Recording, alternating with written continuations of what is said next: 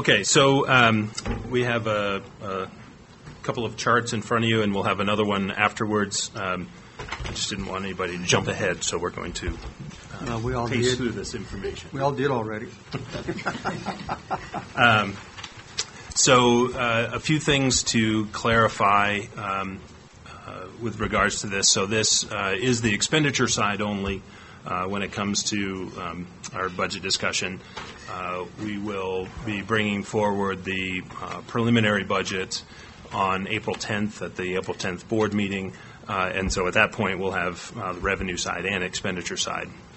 So this is only the budget requests that have come through the cabinet process, and as well as things that have come up recently.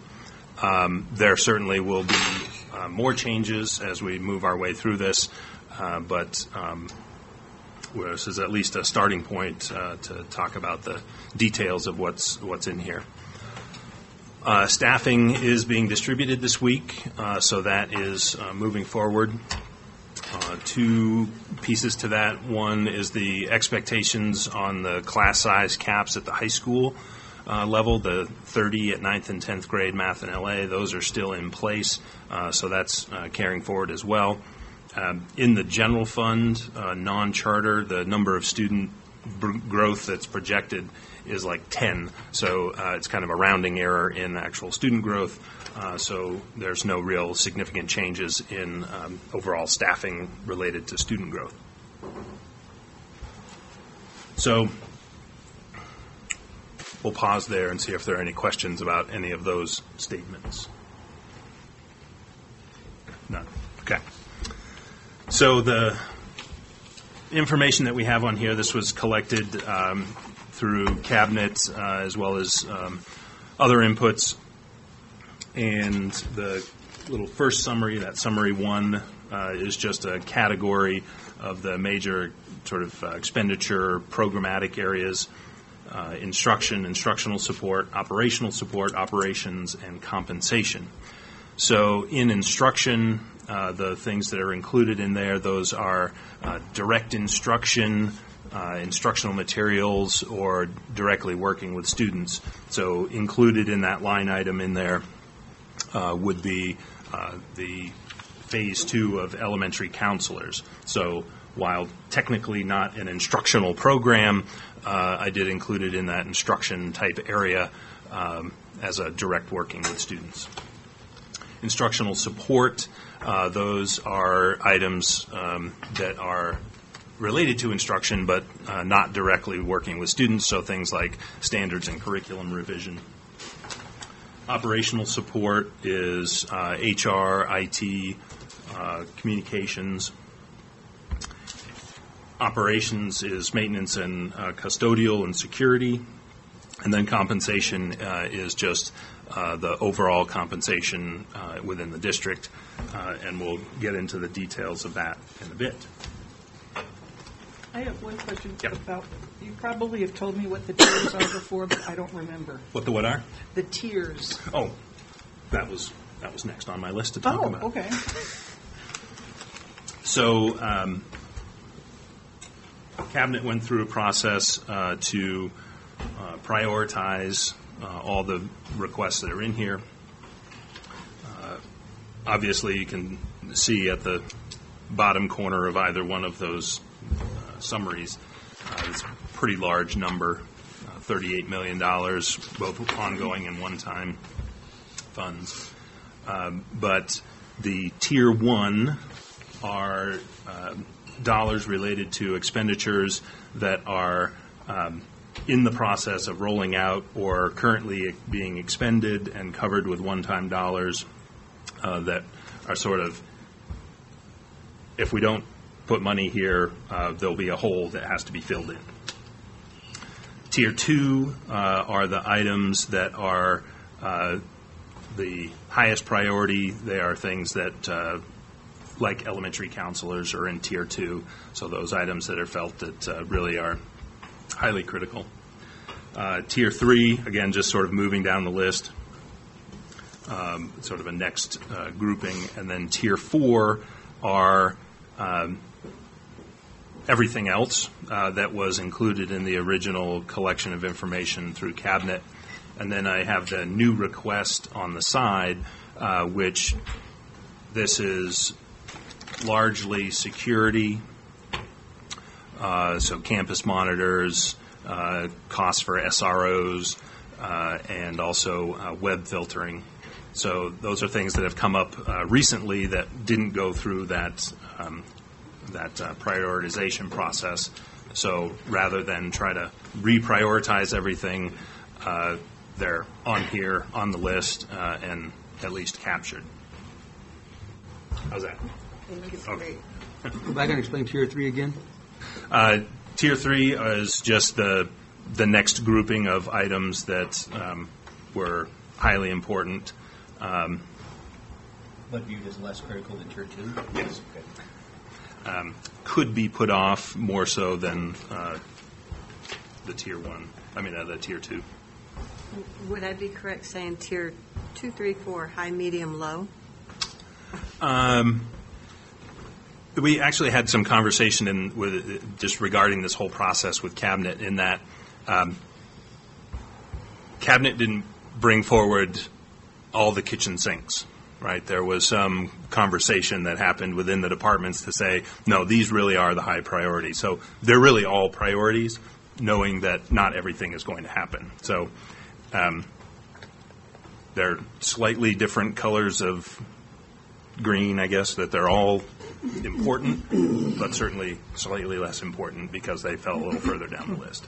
So if something had to be taken away, it might be from the blue, not the yellow. You'd start that direction? Is that what you're thinking? Yes, most likely. So there were like 361,500 one-time asks for Tier 4 For instruction. for instruction. Yeah, And that will be in the next sheet that you're going to give us. yes. That will get into the details of what's included in here.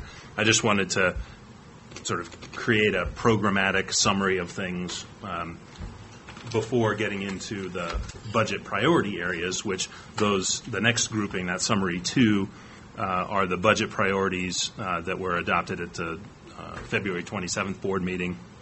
So again, all the same dollar amounts, just slightly shuffled up differently depending on which category they happen to fall into.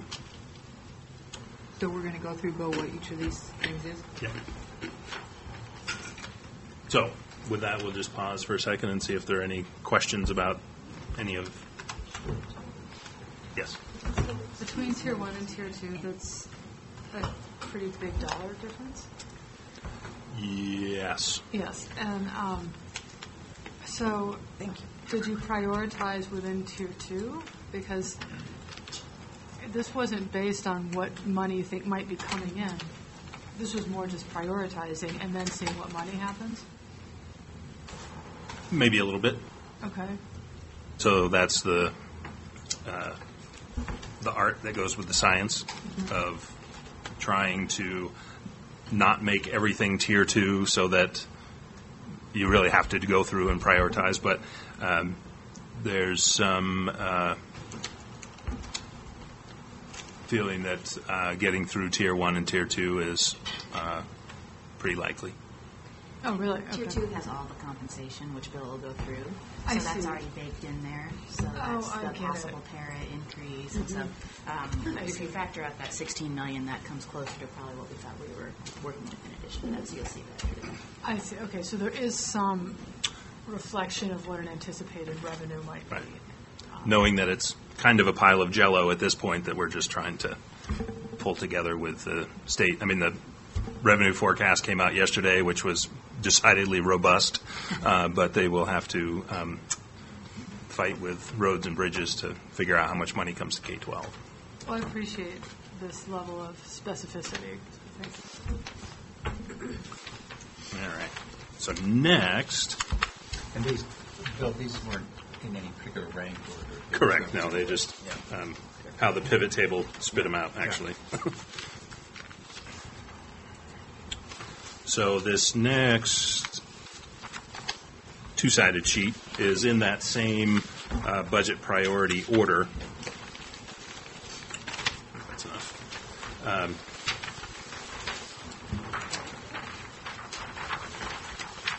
you going to run those over to everybody? They want them.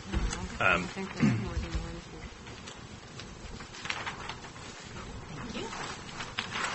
one here. Oh, we got one. Never mind.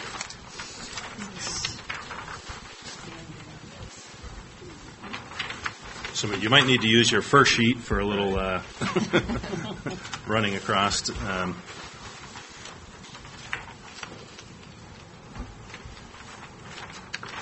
So we can go through this in several different ways. We can talk about just the Tier 1 things to begin with and work our way across left to right, or we can just go top to bottom. Is there any thought, desire on any of that? Doesn't matter. Bottom. Top to bottom. All right. So that's the first line is a summary or a sum total of that grouping. So maintaining and ensuring adequate district and operational functions. Those dollars that run across the top of that is just the sum of what's below them.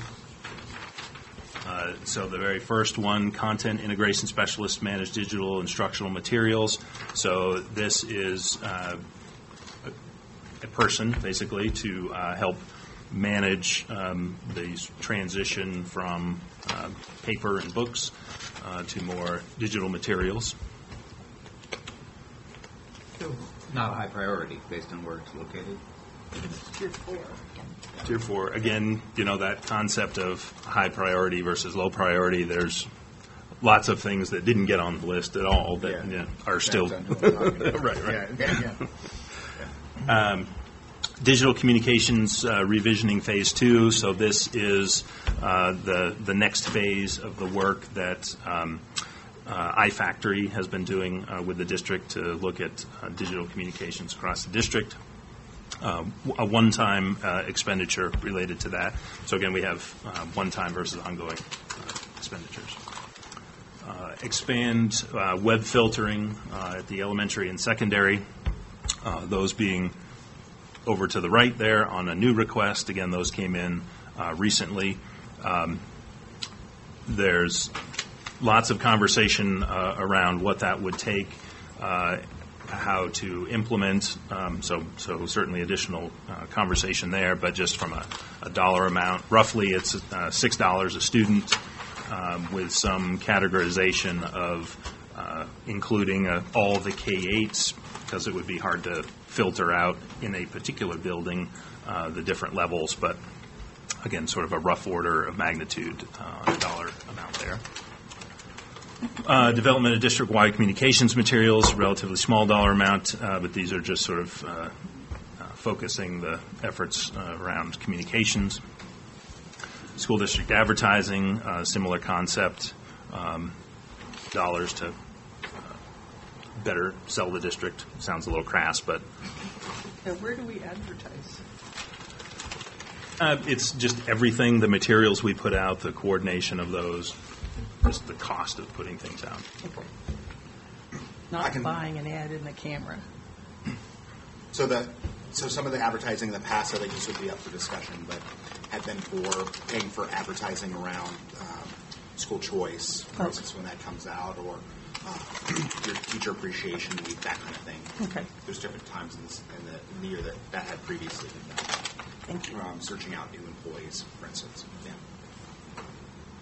Yeah. Not like magnets on the cars? That wasn't what we were envisioning. Okay. Yeah. Decals. Okay. Decals, Yes. whatever. Lots of opportunities. Communications professional services, again, similar concept of trying to pull together, ramping up our communications, coordinated communications effort. Network firewall expense, so that goes into Tier 1. We've been funding that with one-time dollars for a few years in a row, so this moves it into an ongoing expense. Additional IT admin support, so that's administrative support, IT. Dedicated video, multimedia, social media specialist, so a person to help with that since we don't have one at the moment. Trying to keep my lines across here. Expand IT security privacy capabilities, become proactive. So this is a person to work with the network. That would really be hand in hand with that web filtering from a few lines above that. Needed to roll that out if those were to go together. Communications digital marketing tool, again, relatively small dollar amount there. IT support, as we've expanded locations, we haven't expanded the resources in IT. Professional digital software and supplies, again, some support for communications, and IT security audit and testing of the network as a one-time expense, as a high priority, to be able to go through the process of doing that vulnerability search or testing on the network. Next grouping, transparency and progress reporting, local common assessments. Data warehouse, VizLab technical resource. So this is more on the IT side of things, but certainly somebody that helps pull that data together. This is a contracted resource as the discussion went forward that would help pull that information together, again, as we include more items that are available to be reported out on from common assessments. You sort of need the help to put that together and be able to report out on it. Move math specialists out of title and into the general fund. So this is a continuing challenge that as title and federal dollars are squeezed, that the staff that we have on those title dollars,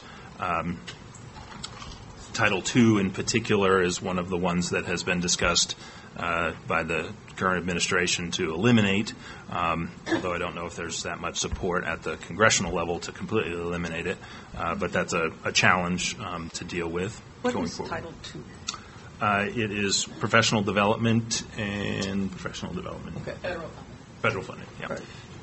Versus Title I, so there's also a person on Title I as a math coach, a math specialist. But you don't employ people through Title II, do you? We do. Yeah. So somebody's doing professional development out of Title II? Our induction coaches and our math specialists, some of our math specialists. VizLab dashboard development and staff training. So this does go hand in hand with the VizLab technical resource above that, but that's, again, one-time support to develop the dashboards. Once you collect the information in a database, you have to be able to get that information out and help people understand how to get to it. Other programs for students. We have additional instructional support for exemplar schools. Back up just a little bit. A couple of these items are one-time funding, but over multiple years. So this is the total dollar amount request, although it is for enough money to pay for something for 2 or 3 years, depending on how the program has been identified. But this is essentially instructional specialist coaches to help with that new style of training at the teaching at the exemplar schools. So I have a question on that. So if this is for more than 1 year, how would this line item show up on next year's budget? It would be probably something that we would either put the whole dollar amount in there so that we know what it was and could keep track of it, or put a reserve in to know that we have the funding for it for multiple years, rather than only fund a portion of it and have to worry about it again the next year. Got it. Capture it up front. So this, a big percentage of this is just going to carry over. Correct.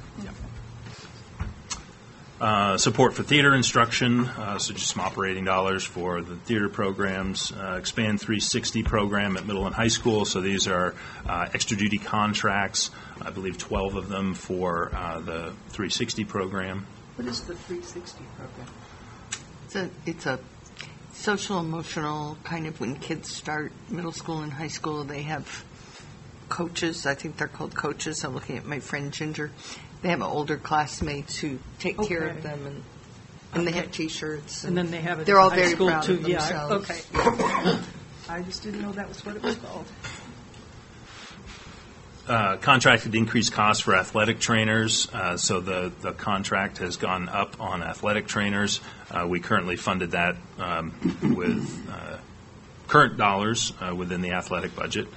So that will definitely be a challenge going forward without additional resources.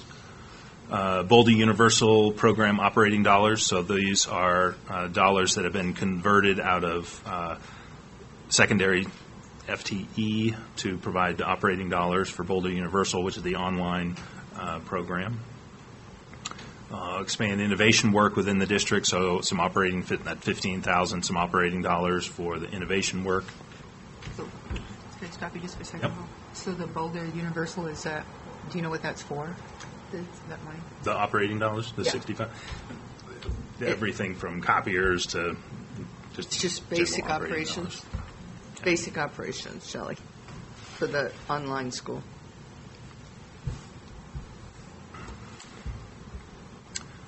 Innovation, career and technical education materials and equipment. So in the current year budget, in the revised budget, we did put in one-time dollars for some CTE materials and equipment.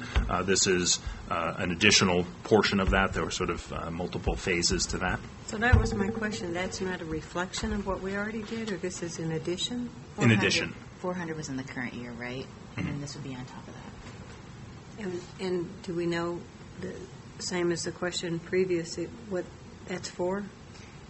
A host of It would materials. go to the high schools and the middle schools, so it would go to the schools in the district. What the board approved last month went to Boulder Tech. So it's the development of courses within the neighborhood To schools. upgrade Okay. existing equipment and programs for all our middle schools and high schools. Okay. I think the wood shop at a middle school is, or any of those 3D printers or that kind of stuff. Expensive equipment. Investment in special education services would be one single line. So 2 intensive programs and a BCBA. This was included on the approval of staffing agenda item on the 27th of February. It was identified as an autism program and an ILC, but I believe it is 2 ILCs. It's shifted, still 2 classrooms with a relatively similar cost, but slightly different than what was originally talked about. So it's opening 2 additional programs in addition to what we have, and hiring one more BCBA? Yeah. What's a BCBA? Behavior specialist. Behavioral specialist. So is this I had certified? that question too, but I did not hear an answer. I'm sorry. It's the behavior specialists Okay. who work with our classrooms around student behaviors. And does this include the Bear Creek Autism? Or is this in addition, or is the Bear Creek Autism already open? Bear Creek's already open, right? No, this is not Bear Creek. This is the Bear Creek. Superior Elementary School. And then the other, I think we're looking at Monterey. And do we expect any special ed funding for this in particular, or this is straight out of the general fund? Yeah.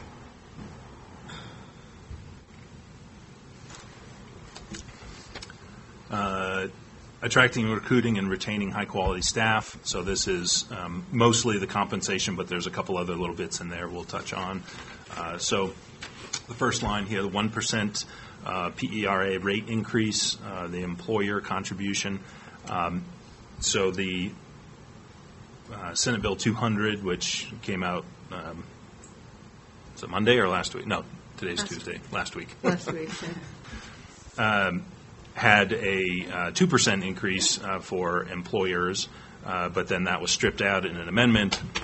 So this is really just to capture the relative size. I know there's an RFI that there's one little piece I need to get clarified on it, but about 2.4, just shy of $2.4 million for a 1% increase in the para rate. So what percentage do we pay for para? Currently, it is 20.15%. And so this would make it 21.15. Correct. That's a lot. Yep. And the employee rate is currently 8%, and is, what's that? Oh, sorry. Here. Is currently 8% and is, in the current bill, recommended to go to 11, so up by 3%. And it's $2.35 million, whether it's the employer or the employee side, it's still 1% of gross pay. Got it. So, Bill, I think it makes sense to leave that in there, but there's a huge move going right now to use the surplus to pay for all of that. Totally. Oh, really? Yep. So if that's the revenue side, that's a great offset. Yeah. But I think it makes sense to budget for it. Yeah, just in case, yeah. 3.4% COLA for all employee groups. So that's the CPI, Consumer Price Index rate for the Denver, Boulder, Greeley area. That is the inflation rate that's captured in Tabor and what our funding is based on. 5% health and dental increase at $1 million. This next line item is not compensation, but fits into that attracting, recruiting, and retaining high-quality staff. It's a evaluation system. It's interrelated reliability on the evaluation system. That's what I was looking for.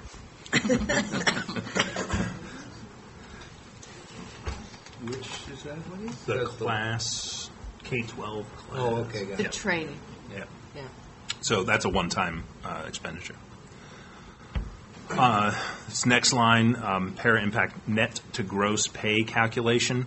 So this is some of those in the weeds nuances of how the para system works. So Section 125 and 132 plans, which are child care, dependent care deductions, as well as the transportation commuting deduction that you can take as an employee, that reduces the amount that is para-includable salary, and the recommendation is to eliminate that as a deduction against para-includable salary.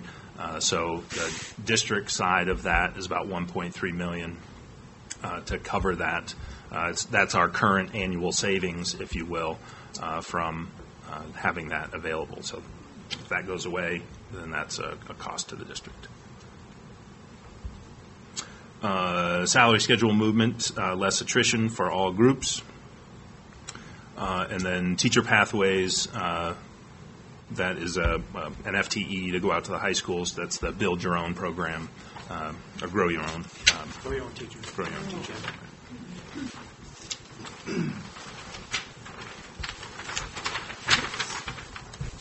I did the same thing.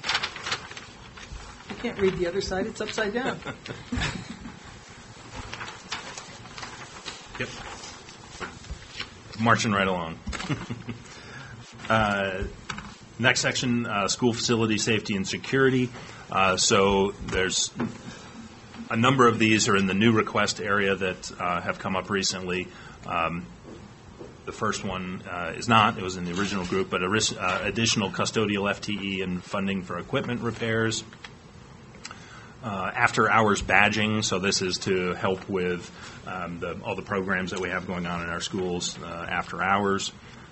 Campus monitors at the high school, so this is expanding the number of campus monitors at the high school. I believe that's 2 FTE there. Middle K-8 and elementary schools, so that's much larger dollar amount, but for campus monitors there, where we currently have no campus monitors at the middle and K-8. What are the qualifications of a campus monitor? These are not SROs. No, these are not SROs. What are they? People. You drive around in golf carts. People with They go badges? through, Shelley, they go through a level of training with Brendan, our security, and they're trained to really be sharp-eyed around the school to watch. If we do have the cameras, they'll be trained to watch, keep an eye on the cameras, on the video monitors, and be able to identify where issues are occurring in the schools. So basically, it's a protective measure with our schools. And I'll look to Rob. I'd be more What than did I happy to miss? Share their job description. I'll just. Okay, make a thank note you. of that. Thank you. So again, they're only at the high schools now. We have, Bill, Kathy just asked where they are now. High schools. High schools. How many? But we'd expand. They're 14.5, I think, for next year. So are the one-time costs, like Did to they- buy those little golf carts?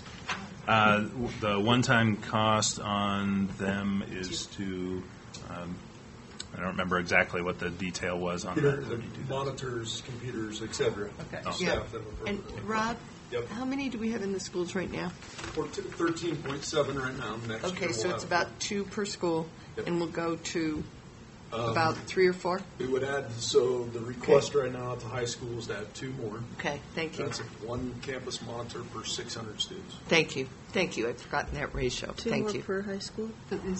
Is this a cost? 1 per 600 kids. So 2 more per high school. Yeah, depending upon the size of the high school. Yeah. Probably not New Vista, but definitely Fairview. Yeah. Boulder. Yeah. Yeah. Rob, is this a cost the monitors, is this a cost we would incur anyway, whether we did cameras or not, or is this an associated cost with cameras?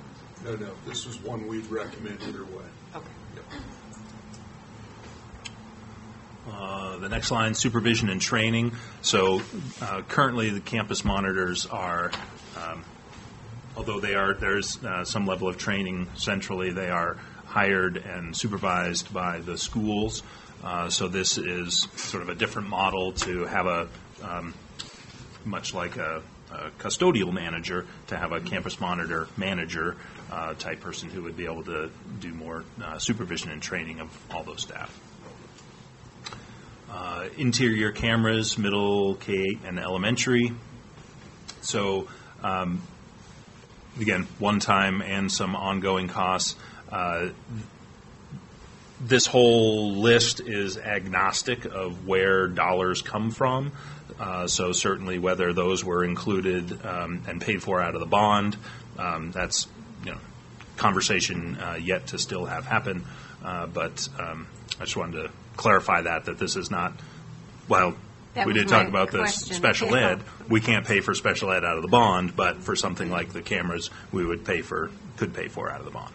So if it's out of the bond, then this would come off? it's still in the budget. It's still an expense. It's still a thing, but it wouldn't be paid for out of the general fund. Where can we look at the policy about that, about CBOC being able to fund new projects that weren't part of the original scope of the bond? I don't think that's a fair statement. I think we should talk about that later, because I think it's in the scope. It's a question. I said, where can we find the policy on it? If they could do that, assuming that it wasn't in the original scope, because you're assuming it wasn't in the original scope. Well, I don't remember it being in the original scope. Well, If it what- was, it should be documented. Shelley, Well, the only way I can that answer it this was. is we've discussed this at several board meetings, and the way it's always been presented is anything above $500,000, CBOC could take action to add scope or to change the scope. And then if they didn't feel comfortable, they would bring that back to the board for the board to take action. Okay, so it's add scope or change scope. But, Yeah. but what I've looked, and under every single high school, it says cameras and security as part of the original scope. So I take the position it's not changing the scope. Well, I don't know. The intent then must have been external cameras at the time because we didn't have a It says policy on interior cameras. It says external cameras and cameras, separate line items. So I don't think we need to raise that now. That's why we're having a work session. I'm just saying, I think the assumption that it's expanding scope, I hadn't had a chance to go back and pull up the other documentation, but it's very clear on the website that that's what it says. It says cameras and security.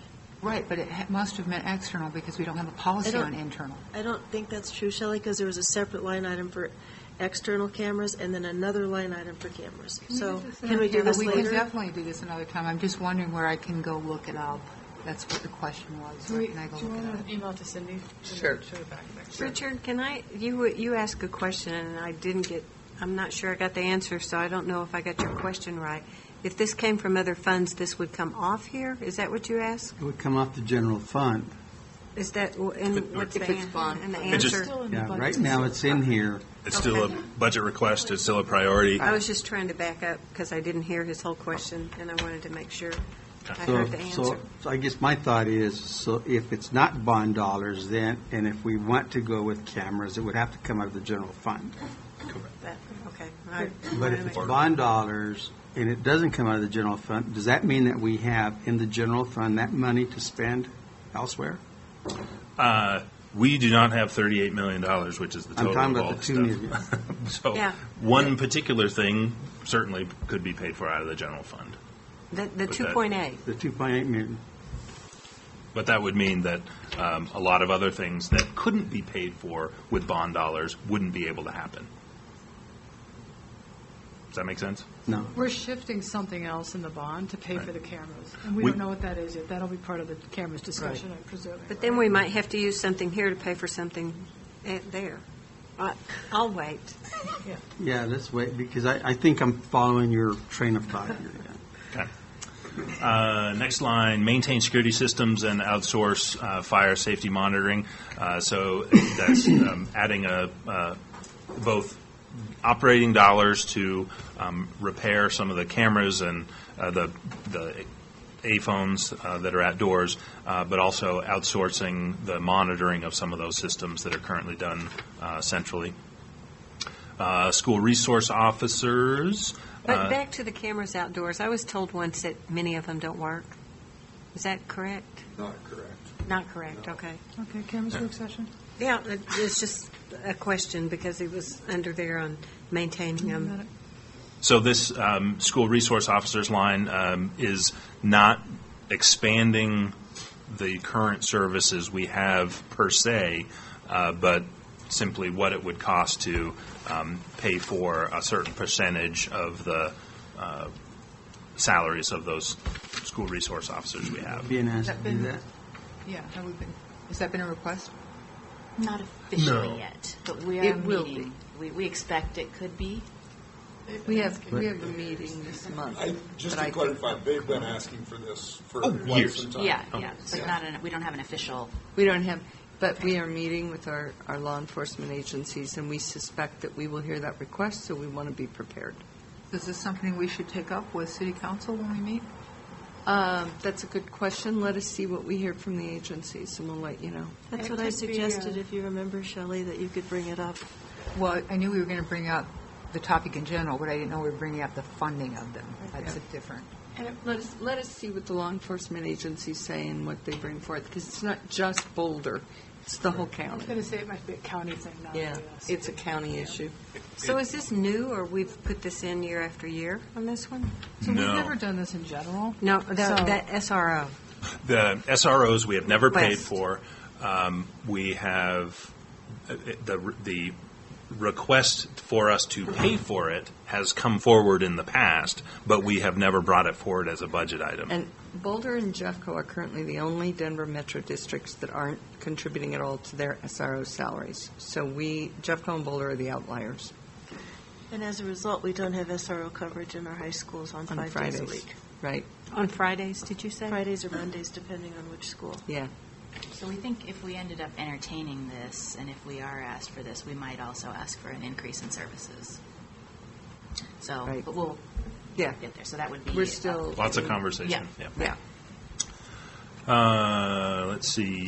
Just, Donna, I sent a RFI on this. If you want to look at it, it sets out who pays for what and how many we have and all of that. I sent a follow-up RFI, which I haven't heard back from, but it at least gets us started. Did you Hear include? that, Kitty? I I'm heard not you, talking there's an about- RFI, I heard that. Just on the issue of SROs, and it's helpful on explaining county, city, who's paying for what, how many we have. It gets us started on the conversation. If you didn't include it, I'll include it on the RFI. How many tickets are being issued by these SROs? How many tickets? Tickets. Just do an FRI. I didn't do that. We'd have to do some research, Richard. It's just do an FRI. It is. Okay. Okay, let's Okay, keep moving right along. Visitor management, Raptor. So this is an example of a system. Raptor is a brand name system. So when you go into a school, they have it in Westminster. I just used it last Friday. They scan your driver's license or other ID, I would imagine, and it prints out the visitor badge and has your picture on it. So it's a system that does that. So one time for equipment and then ongoing costs to manage the system. Interior cameras, high schools and common spaces. So this is in Tier 4, not necessarily as an indication of the level of importance, but from a funding standpoint, out of the general fund, this could be paid for out of the bond and was one of the requests that came forward earlier in the process.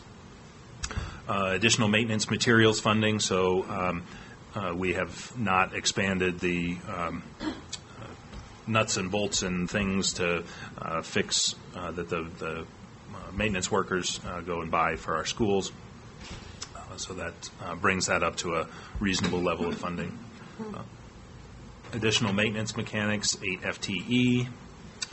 Operating dollars for maintenance and operations. Again, some of these things are results of budget cuts that we made back in 2010 that, although helped us through the process, are getting to be sort of unsustainable. And increased square footage over the last. And more space bonds, and new buildings and all that. Maintenance work order system and capital equipment inventory. So again, a one-time expense, but that's to go out and inventory all the capital equipment to be able to do a preventative maintenance schedule on those. Indoor air quality projects. So these are the last 2 years of payments for our indoor air quality project. And then environmental services, 1 FTE of hazmat technician and training. We currently have 2 hazmat folks that do everything in the district, from air quality to asbestos to lead to all that stuff. So, Bill, go back to maintenance work order system. Who's doing that now? Is somebody doing that now, or?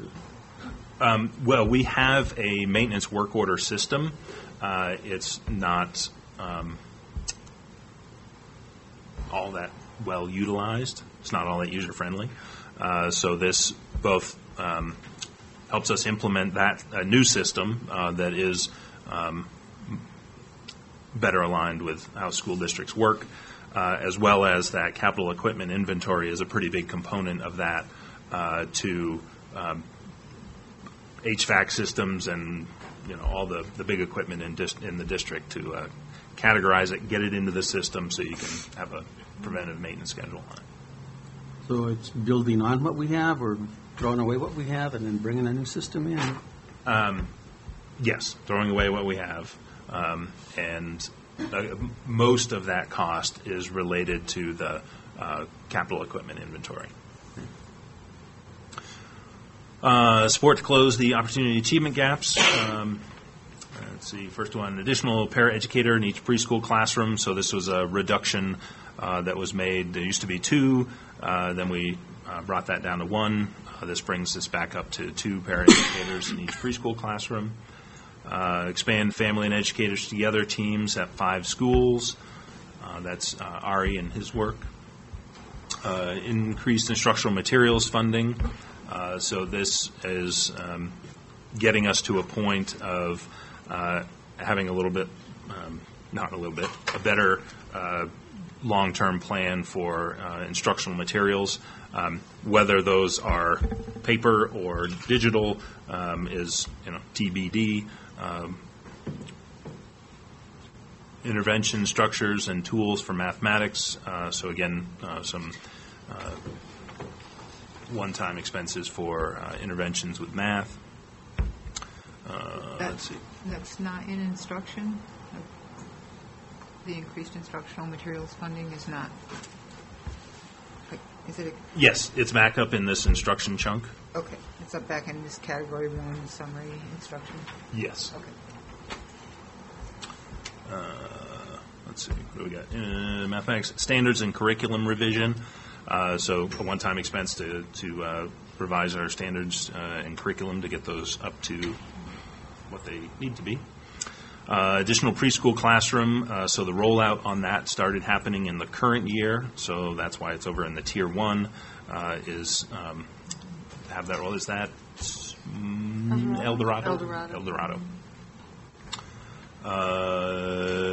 Additional support for early childhood education administration, so that's to get extend out a contract to make it year-round. Staffing reserve, so this is a one-time budget for staffing reserve for next year.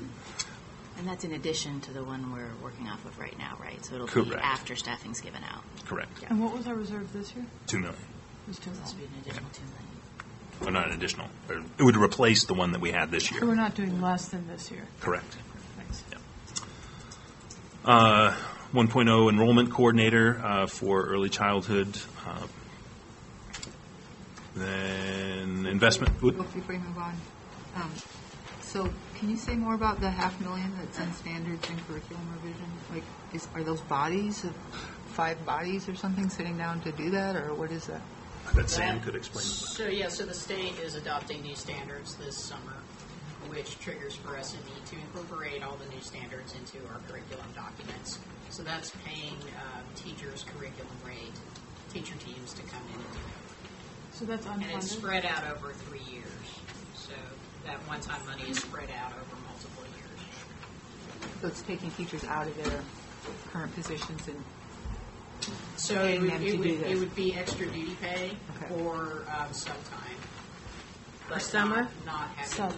Summer, did you say? Sometime. Also, Sometime. starting in Okay. the summer. I heard her say sub, but I thought they might do summer. That might be because true we've done as that in the well. past. So that we would use extra duty pay for summer. Okay. Summer work on Rather than taking out. How often does the state do that? that. I think their current cycle is 7 years. 7 years. And they don't pay us anything? Sorry. That was good, Tina. Nice try, That was Tina. good. Nice try. Yeah. Investment in literacy instruction and interventions, dyslexia supports, one time that continues rollout on training and materials. Restore literacy interventionist FTE at elementary schools. Equity support and differentiated funding for subpopulations. So Wilson interventionists for students with IEPs. Mostly a one-time expense with a little ongoing there. Differentiated funding for high-poverty schools, so that's at the elementary level, focused there. And then last but not least, social-emotional supports counselors, so phase 2 of the elementary counselor rollout. So then will that get a 0.5 in every school or something, or? It's 1.0 in some schools, the higher high-need schools, and half-time in the others, for the most part. Let me ask Sandy. Sandy, how many how many schools will have a full-time? 11 have a full-time and the rest of them have 0.5. Okay. Except for Boulder and Jamestown. Thank you. So, Bill, we don't have literacy intervention specialists now? We do have some. Some were cut before, and then you want to restore those? This is a restoration according to the elementary principals.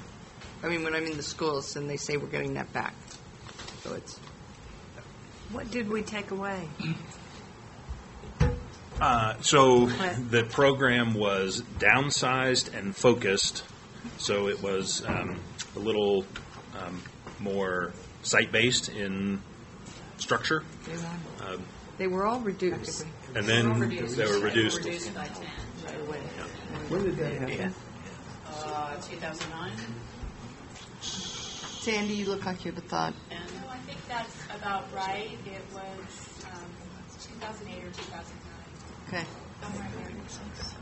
That was the first So, case. Bill, this is obviously a wish list, right? Since we don't have $38 million. So, I noticed just a few things aren't on the wish list. So, like, what happened to the restoring the 2.25? I know we did that partly, right, in the last budget we approved, or the It's being addressed both by restructuring. If a particular reduction was made uniformly-ish across schools, the staffing formula for that kind of FTE,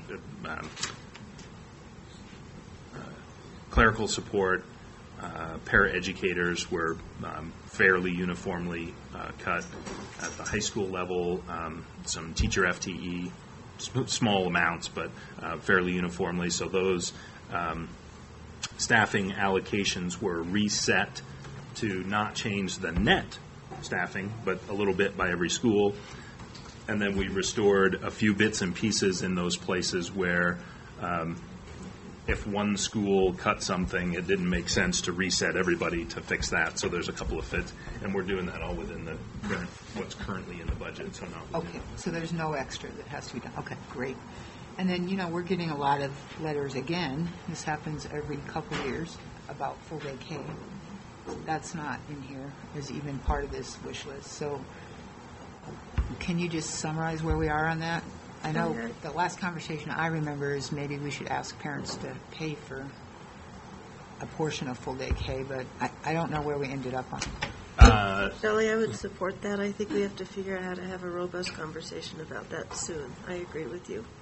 Well, I don't know if I'm making a statement about it. I'm just asking a question. Where do we stand? So 4 components. $6.2 million to roll out full day non-tuition based. And this is in an RFI that just Right. That's all there, The full day kindergarten is a component of the proposed new School Finance Act to fund kids. If you have a full day program, you get funded full time. If you have a half day, you get funded half time. And to create a tuition based kindergarten program is certainly an option. There is some lead time that is important on that from the standpoint that tuition-based full-day kindergarten is not a qualified child care expense. So you want to give people enough time to, if they have opted for, back on the net to gross thing I was talking about with para, that just anybody in general, if they have signed up to take out up to $3,000 per child or $6,000 to a maximum of $6,000 for child care expense, that only is coverable of our current kindergarten enrichment program or regular daycare, but not a tuition-based education program. So there's some timing things to do with that, but in addition to transitioning the kindergarten enrichment and staff. transitioning all of our KE stuff. So it's a definite option, probably a 2-year cycle to set the date that it's going to happen far enough out to be able to give people enough heads up, and then go through the process of transitioning, training, getting people in place. So if we wanted to get this $6.2 million on there, or half of it because we want to do it in half the schools or something, we would need a work session to talk about that, to prioritize it, or we could just add it to this list like all these other things have been added? Because none of these things have been decided at this point. They're just listed. Right. And Shelley, we need your direction. I mean, if the board directed us and said put $3.2 million in, but right now, no, it's not in there. So we'd need clear direction to put it in there. Well, I guess my question, Cindy, is, I mean, the board didn't direct most of this stuff. So the question is, do we have to direct it to get on this list? These have all been things that have been talked about, though. So we'd need that board direction, and then we'd put it in, and it would change the numbers. It would not happen for next year. Yeah, you couldn't logistically. You couldn't even do like 2 schools or anything like that. Yeah, to roll it out, to do the training, it takes. I mean, Sandy can speak to the amount of training that goes in to create a full-day kindergarten program. So would we not need to start talking about it now so that next year we're not saying it will take 2 years? If you absolutely. So we can do a work session, and now it's 6 o'clock, and we have some guests here, so I'd love to cut this off, and we'll have another option to discuss budget. Bill, this is really helpful for me. Thank you. Thanks, Bill. Thank you. And so if you guys want a work session on kindergarten this year, we can do that. It seems like our parents would like us to. Well, they've always wanted to. It's just been I know. We can put it in. Do you want to try and put it in this year? Oh, I think we've just opened April 3rd up. Oh, okay. I would suggest it's not that important to talk about in the next 6 months because the decision to do it could happen fall-ish, even to the extent of being prepared in the event that a new school finance act was in place and funding followed it. But for the parents that are really concerned about it, I think it would be helpful for them to know that we're thinking about it. Yeah. Okay, so are you all saying sooner rather than later? Is that what No, you're saying? or we can just have a timeline. It Just a doesn't have to be, timeline. but we can have a Okay. Timeline's a good idea. Okay, all Okay, right. and then everyone, do it. 4-minute bathroom break, and then we'll be Yes. right back here. Sure. Tina, you said there was an RFI. We did something There's on something. full day. Yeah, it says it just came out. I think something. It could be an email. Michelle, I heard wonderful things about you. Hi, Shelley. I told her all the ones. Yeah, she did. Be my one-person fan club. Everyone needs a fan club. I'm on it. Hi, Cece. So, I mean, I just think, it is. Or, I mean, do you have any student talk to I can do that. No, I can have my. Having somebody support us, that's even better. Truthfully, the quality is better. I'll have my yearbook person. No, that's great. Are you guys doing? That's nice. Like, We did, not really, because it goes up quite much to spring. But we did, Yeah, my favorite discussion. Well, and we're sandwiched between that and superintendent, which you guys really want to get to. this will be fun. George, the other two. Wow. I hope so. We have a competition between teachers raising. I think that's Yeah. It makes it more conversation. Ideas and.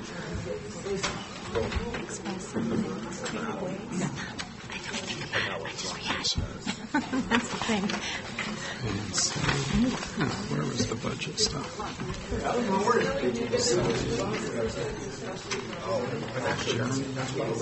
Did you make those? I did. Great. Awesome. I would love to be that convention, but I did most of it. A little bit. I'm finally getting better at this handle program. Thank you. This is so great.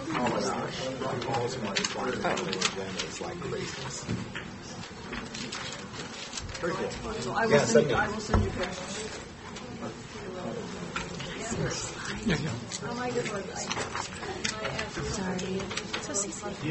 Just take off. I'm sorry. You want to stand up to present or just stand Take these. Yeah, you can These are take just that. the Design as I was sitting here. Yeah. Okay. This is More conversation. I wasn't quite sure how to representative. I think of it more as that was very nice of you to do that. Yeah. And if Adam can just advance the slides with his clicker, which yeah. you can do. Well, who answers? Yeah, that's great. Right, yeah, perfect. Sure. So efficient. It's like I have all this extra time. Yeah, right. Because the last 2 weeks were just crazy. Now it's like, So this felt like relaxation tonight? It looks crazy. easy. Thank you so much for helping us get set up. I really appreciate it. I'm Michelle, by the way. We've emailed before. Hi. Adam, you're going to click for us? I am. Okay. So I can pass it or Oh, either one's out. You can just Yeah. We're going to need to go fast to try to get. Yeah. So when you say slide 16, And on equity, Adam, just stay on that one slide the whole time. We're going to look at the is it in handouts the for part of actual it. presentation? Do you want me to say something about a slide, or is this just for the back? It's just background. Okay. It's actually, your slide is pretty simple. It's the same stuff that's been, it's just the key assumptions. Okay, so you want me to talk to this slide here? That's what I'm trying to understand. Okay, that's fine. And how long? Like just He has to meet a 2 few minutes? people, but I've heard your name. Okay, so just briefly. 2 minutes? I'm only giving you a minute. That's fine. Okay, so it's basically just a highlight. Yeah, extend it because we want to get highlight because we want to get answers. Yeah. Michelle's going to have quite a bit of time just to go over those questions.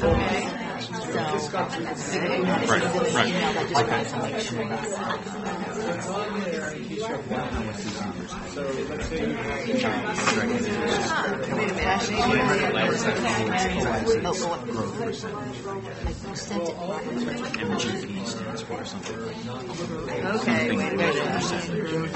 Oh, there you go. I just wanted to know it was there. Got it. Forward Okay, to got where you it. need to. We're good. Okay, got it. I mean, there's just, I can't give her any more.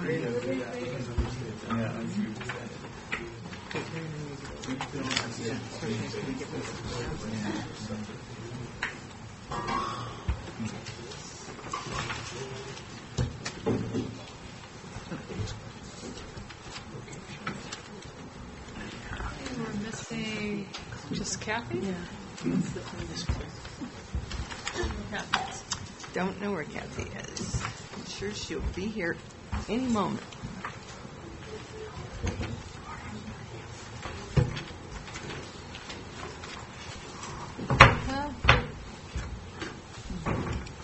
So are you guys going to use this extensively? Do we need to my own notes separate? I think you're, well, I mean, it really depends on how much you want to look back. We do Since have you've been sitting down at 60 turn around. slides. I got them pulled together Roll, to do 100% whatever. memorized, so We're going to stay in our seats and talk, but you probably want to see what's up there. All right. All right. yeah, good point.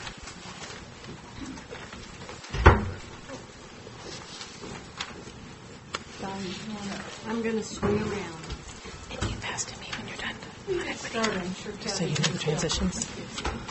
I think when you're done, you come to equity. I think I passed to Adam when he's ready. Thank you so much for coming. I'm sorry, And to this you. is a presentation And then I'm next format after with an that. opportunity for the board to ask questions. And so I thought maybe we would just go around and introduce ourselves, just Sure. to start out. Yep. And why don't we start with Adam and go around with you. Sure. Thank you. Thanks, Tina. I'm Adam Galvin, principal at Summit Middle School. I'm Diane Sankey. I'm on the board, the chair of the board for Summit Middle School. I'm Cece Davis, and assistant principal at Summit. I'm Michelle Hernandez, also on the board and a parent at Summit. Hi, my name's Ron Worsnick. I'm a parent also and on the board. I'm Debbie Stewart. I'm a parent and on the board as well. Eating cookies. I'm Kitty Sargent on the school board. I'm Shelley Becker. This is my 7th year. Mine too. Hi. Sam Fuqua. Nice to meet y'all. Tina Marcus, and my Donna Myers, 4 months. And shell-shocked? All right, so if you guys want to just start, and Sure. we all were given the application, thanks so much for printing it out and putting it in the binder. Want to take it away? Great. I'd be happy to start. First of all, I wanted to say thank you very much to the entire school board for allowing us this to have this time for this presentation and to have a work session where we can have a dialogue on our ideas. It's our intent to present some slides to bring you up to speed in terms of our project and our vision for this new high school for Boulder Valley. Also to address some of the concerns we think that you might have as a board, some key district questions that we've been honing in on. We'll present those in this slideshow. And then to have plenty of time for your questions and a dialogue around some of your concerns and areas that we can expand on for our application. So we're really proud to be here. We're proud to present this opportunity to all of Boulder Valley School District and explain to you a little bit about what it is, what's our vision, and why we're so excited. It started 3 years ago, and it started with the call to re-envision high school across America. So Lauren Jobs in Silicon Valley put out a call to educator teams across the nation, asking them to really study and do a scholarly pursuit of reinventing high school to figure out how we can make it better, more innovative for students across the country. And 1,200 schools answered the call and said that they were interested. 700 schools actually completed full applications. And Summit was a top 50 finalist, along with another school, another team here in Boulder Valley. Only, I think, 12 schools were awarded. Each school was awarded about $10 million, and unfortunately we were not. But we were really excited about the process, and we wondered if we would continue without the funding. And through the process, we learned we were so excited about what school can be, what high school can become, and it really inspired us to make some changes at our middle school. We took some of these practices and some of the learnings and the innovative concepts, and we applied them. So part of this process was really to get educated around looking at things differently, a different lens for school innovation, and charter schools have always done that. So for us, it was a perfect match. And it allowed us to hear from the community. So we spent a lot of time listening to people, listening to our students, our parents, members of the community about what high school should be. And one of the things that we noticed was in order to innovate in a high school, it's helpful to be in an innovative community where that's the norm in terms of what people are doing. And Boulder is really a shining example of innovation, and that's why we believe that this concept is so befitting of this community and also of this school district. We all know that the school district has provided a lot of funding and a high priority to innovating its schools, with several exemplar schools coming online now. And that's actually pushing more towards the need for innovation at the high school. We are bringing in kids in preschool, doing some great work in innovative models at Meadowlark, and that's becoming more of the fabric of our school, not just through certain choice schools, but throughout the district. And what's going to happen when they hit high school? Where are those principles going to be enacted? And students are going to be looking for these kind of innovative learning opportunities when they get to high school. So if you look around our community, you'll see through all of the different parts of our community that this is something that our community needs. As recently as just last month, the principals of the school district were in a roundtable session with business leaders, and they were telling them that they need a school model which is very similar to the one that we're presenting, where the focus is on creativity, real-world problem solving, and 21st century skills. This is also what our graduates are telling us, that they need advanced, personalized, and reflective learning opportunities which really engage them with the world and provide them with the skills they need to be successful in the world ahead. So that's how we developed our model. It was a model that's meant to be innovative. It's meant to be the best practices of education that are evolving across the country. It's not just meant to be Summit at the next level, but it is certainly meant to connect to what our learners need in their future education. We're really presenting a model. The vision is for each student's passion to unlock new possibilities for the future. That's new possibilities for them, as well as new possibilities for us as a society and a community. So students will follow their passions. They'll be engaged in personalized learning through our academy model, as well as through direct supports. As they get into the academy model, you'll see that they get to work really closely with teachers and follow their interest areas. They also will learn from community through service learning and advanced research projects, as well as become global citizens through a curriculum that's woven together with thematic interdisciplinary themes around global issues, as well as a common purpose to find solutions for the future and promote the greater good. Cece will talk a little bit more. Yeah, thank you in advance for looking at the application and reading through it. I want to just highlight a few of the program components that make this school design kind of unique and what it is, and that also reflect the years of research that we did through XQ in really looking at schools across the nation that are already doing similar designs like this, and how successful they are in connecting high school kids to those 21st century learning skills, those collaboration, creative, critical thinking, problem solving, communication skills, project management skills. So one of the visions that we have for this high school is that it really is a community-based school. High schoolers tell us they don't want to be isolated in their classrooms dealing with content that doesn't feel connected to the broader world. So one way we want to implement this at the high school level is we started it at Summit Middle School in our 8th grade this year in a project called the Pinnacle Experience. And in this, our 115 8th grade students have chosen a passion, or what we call an essential question of their own. They've been researching it through the school year. They've been connected with a community mentor who supported them in their research and also in their project design. They pursued this passion through the year and have created a real-world application. and we'll be pleased to see them do an exhibition on this project in late April. They're ready then to go to that next level and continue to pursue these kinds of passion-filled projects. So we envision a 3-year project management or project creation, individualized project curriculum that would also be accredited system for the Summit Academy students. And then in the 4th year, that they've gained those skills to a high level and they're ready to take on a real live internship experience in year 4 connected to a community partner and also with a concurrent, what we'd call sort of a capstone project, an exhibition that connects all of it together with their internship experience. In addition, another program element is this idea called learning academies.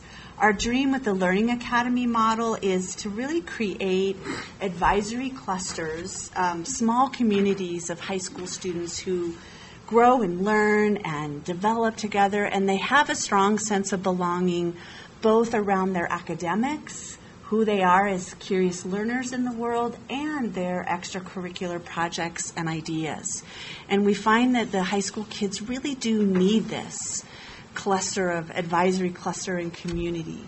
Some of the experiences in the Learning Academy that we envision is that by end of year 2, year 3, students can choose if they wish, not necessarily mandatory, but if they feel they have inclination towards the creativity areas or the innovation, or maybe they really are desiring that sort of culture and language focus. Joining the academy really means clustering an advisory with other students who are engaging in similar kinds of explorations, and then choosing kind of selected or focused electives in that academy, targeted perhaps to their areas of interest. We imagine the academies being a cohort of 3- and 4-year students that have study time together, club experiences, maybe they're doing community service together around their area of interest. We also see this as a great way to create or organize our community mentors to support kids in their projects in these academy-focused areas. And then, of course, college and career counseling, readiness, and continued exploration in these targeted areas as well. So that's the idea of the Learning Academy. Really, Summit Academy also has this inspiration, this desire to become and be global. Our research with XQ really reinforced that for our kids to be successful in their future world, they really need to have not only this in-depth knowledge and understanding of international issues, they also need an appreciation and an ability to really work and learn from people of diverse linguistic and cultural backgrounds. They need proficiency in foreign language and skills to really function on what we're hearing are these interdependent world teams, which is what our future is looking like in the workplace for our students.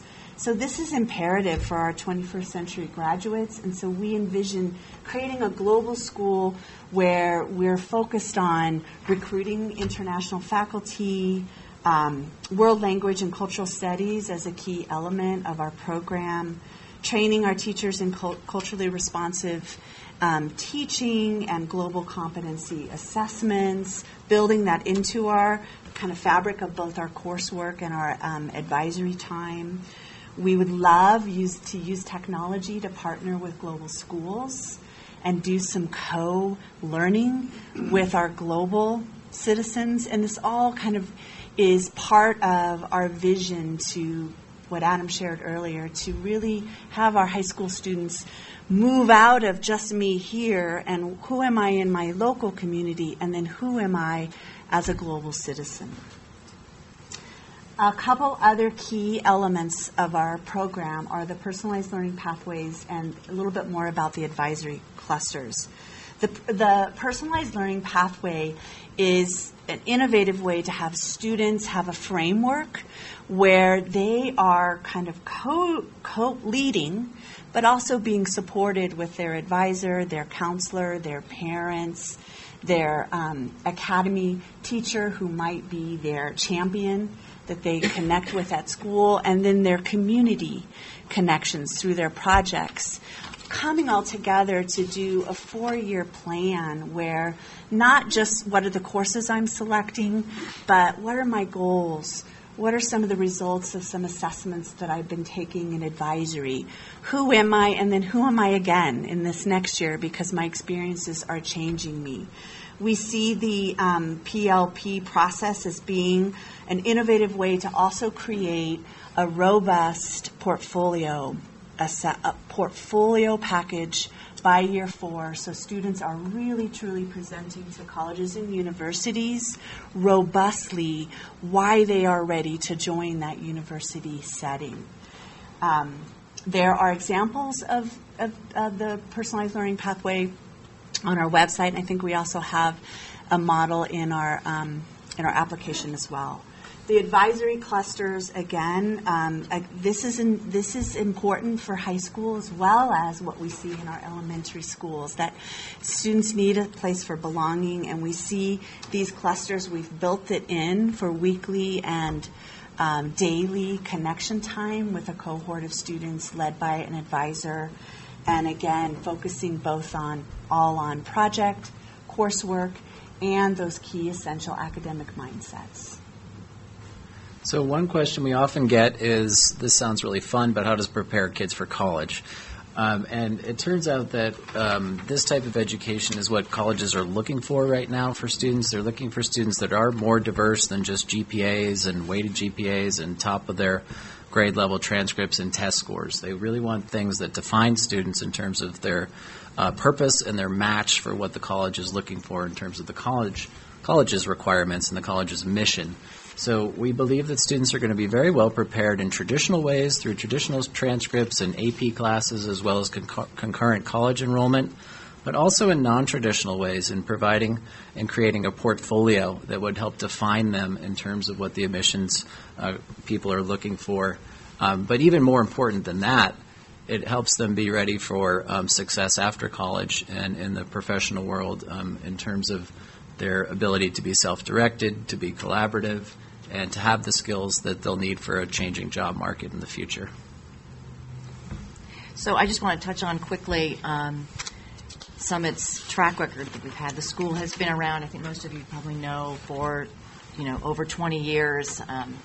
I'm a parent of an 8th grader now, but I have nieces and nephews that go back to the first class at Summit. And I think it's definitely evolved over time, but I think the consistent theme is that it has a really strong faculty and administration. The boards over time have been very strong and representing a lot of sound financial management. And then I think the school itself, I think, has changed over time as well, as from the times at least my nieces and nephews were there to now where it was very much, I think what kind of the old reputation of Summit, which was a ton of homework all the time, no breaks, to things now where, my son's going on these trips to Alamosa. He's doing. Is that where the Puente? Mm-hmm. Yep. A lot of. Do you know that?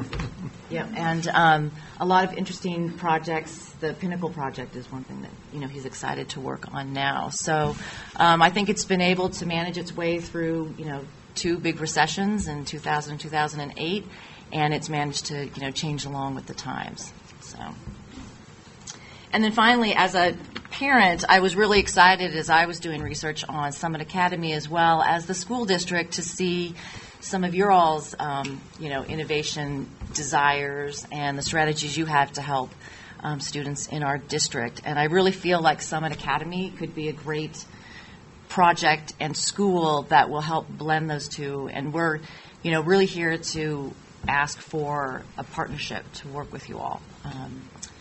I think Summit's been alongside the district as a charter school for over 20 years, but I think this project itself will really require a much more hands-on project, and we're, willing and ready to do it. So, with that, I think I'll just do quickly.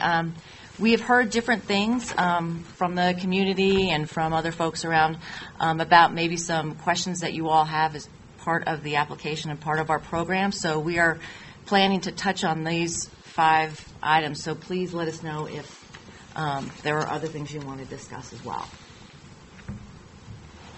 Okay, so about demand, there are 2 ways that we recognize demand for this project. One is direct engagement, when we've heard from parents who've come to our community nights or have emailed us or called us up.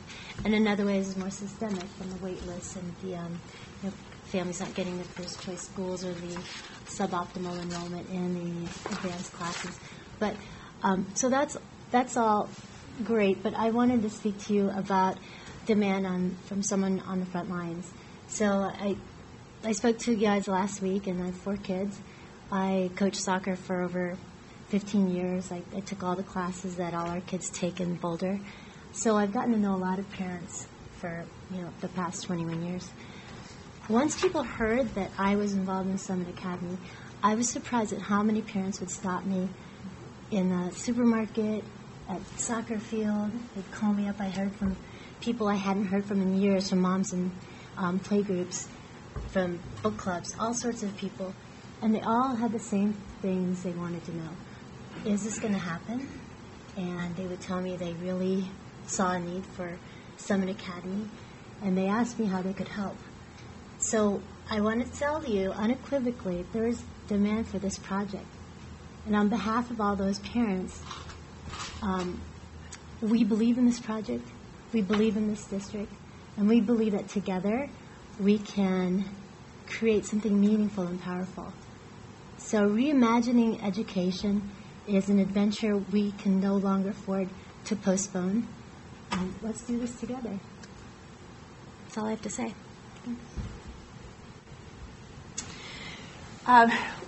Just a quick chart up here to try to better explain how this idea for Summit Academy is unique, because we definitely don't want to recreate high schools that already exist in the district. We want to create an experience for students that is unique. And so some of the areas, I've already talked quite a bit about this idea of being a global Boulder Valley School District school, and that the idea of the culture of the school being really about global, the world and who I am in the global world is a really vital part of what makes Summit Academy a unique school. In addition, some other areas, our personalized learning pathway model with the pushing the limits in terms of the crediting system, really wanting to partner with the district on some of the advancements going on across the nation with competency-based feedback system, portfolio-based assessment systems, project-based development. These programmatic things together within a global setting really do push us to think really innovatively about what a student graduates with at the end of their high school experience. We also really feel strongly about the internship program being robust, research-based, connected, and available to all Year 4 students in a really meaningful way for them. And, I think you can see some of the other things that we've listed here that we do want to provide advanced, challenging, high-achieving opportunities for students in a caring environment, which we know from Paul Tuff's work is what our students really, really need. Excellent. Okay, so I know that equity is a really important thing to the district. And from those of you who I've had a chance to spend time with, I know it's really personally important to a lot of you. What may not be as apparent, if you just look at the demographics or hear about Summit, is how much it matters to us. So I wanted to share 2 things with you all. One is a little bit about the journey we've been on, and we call it diversity, equity, and inclusion, kind of all 3 of those together. And also to share a little bit about some kind of little-known facts about Summit that you might not know about the inclusiveness there and the equity that's already existing. So the story begins probably several years ago. We have, if you get to know some of our faculty and our staff, they are activists, really, frankly, in their own right. They have a huge social justice heart. And I had no idea until I came to Summit as a parent how much that already existed within Summit. What I think happened is they all began to say, we need to be doing more. We have amazing kids, they're doing amazing things, and we're not doing enough for certain populations within Boulder County. As a result of that, they began to bring on a board, some of which is sitting here today, who also cares deeply about equity, and frankly, a lot of us spend a good part of our lives working on this kind of outside of our work with the school. And we set this year within our board committee 4 goals, which you'll see up here. The first that we're focused on is how do we attract a more diverse population? So we have some not as many kids as we would like that are SPED kids. We don't have as many ELL kids we would like. We don't have as many FRL kids as we would like. And we recognize that. We know that if you look at those numbers, you'll say, come on here. And I think, frankly, we felt a little stymied in the past as to we're an open enrollment school. As you know, whoever applies has an equal chance of getting in. And we just haven't had a huge number of applicants in that area. So we realized we're going to have to work harder. So the discussions this year have been about how do we get a lot more creative if we can't go talk to elementary schools and say, let us tell you about Summit. Here's why you might love it.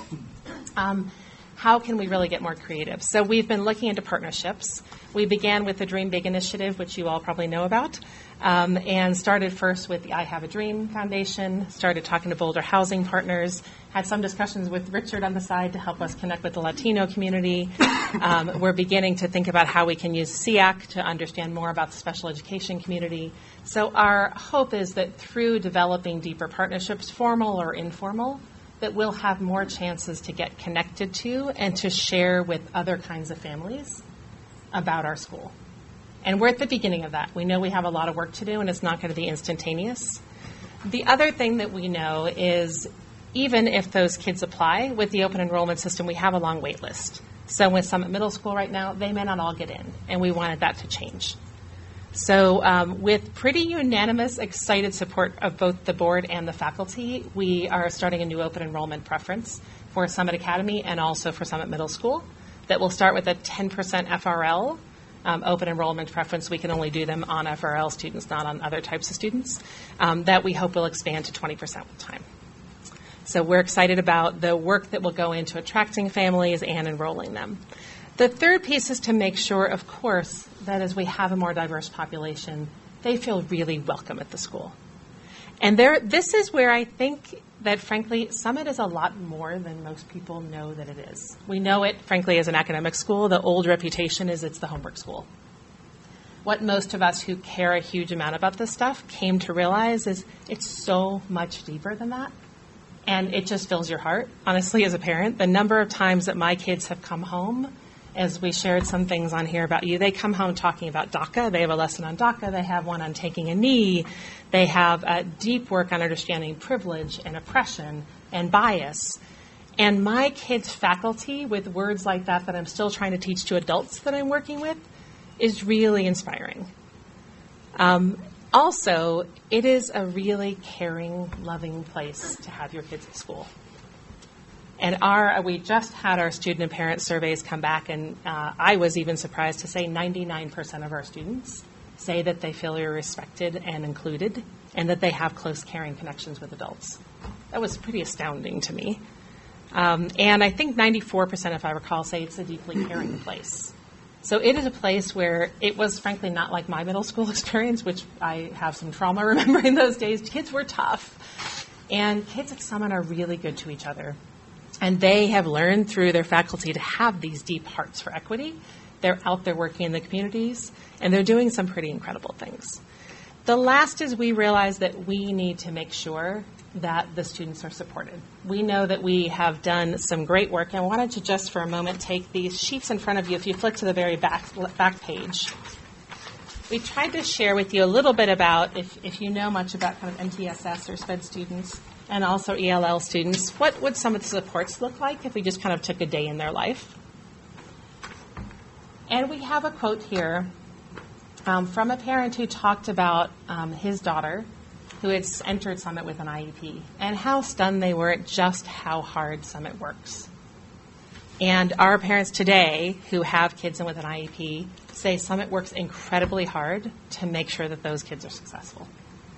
And if you look down here at the bottom, we know the numbers are not as big as we would like to be, but the medium growth percentile on Summit students is often like 15 to 30 points ahead in some of these categories than some of our peer schools.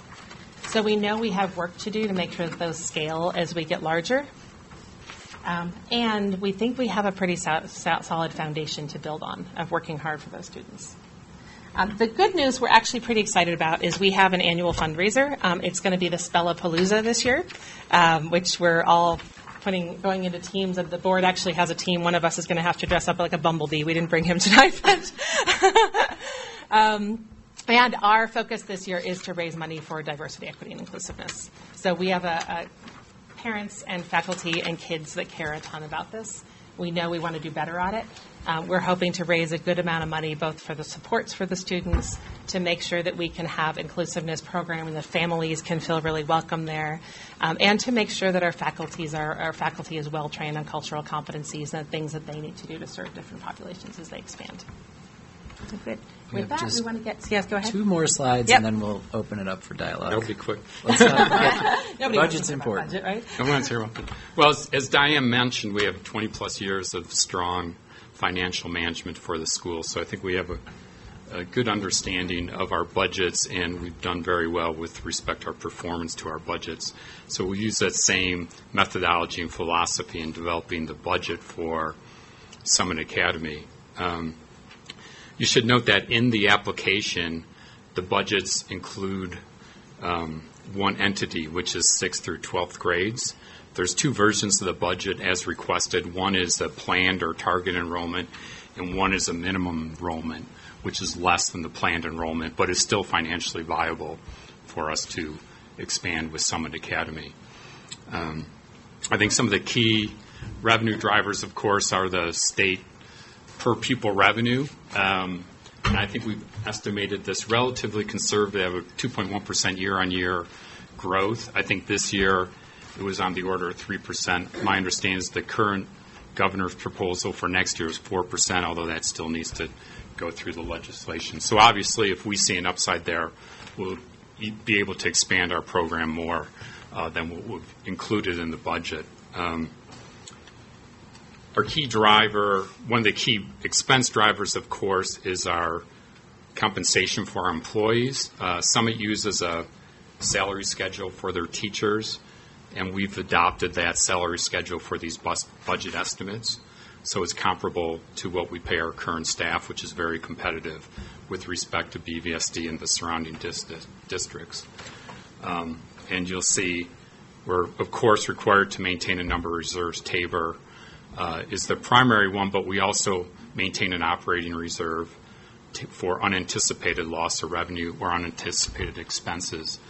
And you'll see that Summit currently has a fairly good reserve, and we'll be using part of that money to fund the school the first year, which is our planning year before we have students. And you'll see once we start ramping in the students, the school operating expense year on year is cash flow positive. So we're very comfortable, given our experience doing budget forecasting, that the budgets that we've put in the application represent the programming are financially stable. So the last thing we just wanted to address was facility. In 1996, Summit was the first charter school in Boulder Valley School District and started as a campus in modular buildings, just as a little satellite to Southern Hills Middle School. And the point being, look at how far we've come. And in 2013, when the school bond was passed, $700 million, I don't think anybody had any idea of what we were going to create in terms of these exemplar schools or what we were going to turn Summit into in terms of a completely re-envisioned, reinvented campus. And that is to say that the sky is the limit for this new high school. It could be as great as we want it to, as long as we believe in the model and believe in the vision, and we invest in the future of our kids, just like we have done through the innovative schools that we've created. This one will be no different, but it has to come in partnership. The district and the charters have to partner, and we believe it's in the best interest of the students to find a facility solution that will meet the aspirations of this project. So thank you guys so much for your time, and we'd love to entertain some questions. Thank you so much. Board members, do you have questions? You want to kick it off? I have a question on the teacher qualifications. Can you talk a little bit more, because it's just a little tiny paragraph in here in terms of that. Shall be qualified to teach at Summit Academy, subject to selection by the Board of Directors. Then you go on to say, if they meet requirements of visa and its regulations. What else are you looking for in terms of teacher quals? What page are you on? Go ahead. Yeah.